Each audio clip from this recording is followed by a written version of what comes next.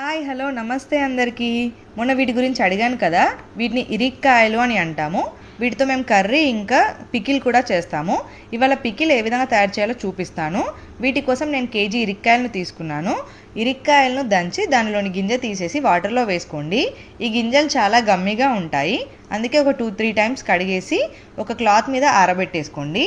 ఇవి ఆరడానికి 2 to 3 hours పడతాయి.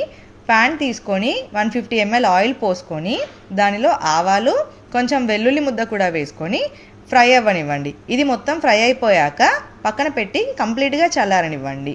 ముందుగా ఆరిపోయిన ఇరిక్కాయలను తీసుకొని దాంట్లో 50 grams వెల్లుల్లి రెబ్బలు, 120 grams ఉప్పు, 60 grams కారం, 1 స్పూన్ మెంతి పొడి, 2 to 3 స్పూన్స్ ఆవపొడి, 1 స్పూన్ పసుపు, 2 to 3 స్పూన్స్ నువ్వుల పొడి కూడా తీసుకొని కొంచెం నిమ్మరసం కూడా పోసుకొని మొత్తం బాగా కలిపేసుకోండి. ఇది మొత్తం కలిసిపోయాక ముందుగా తయారు చేసుకున్న పోపు కూడా వేసుకొని కంప్లీట్గా కలిపేసేయండి.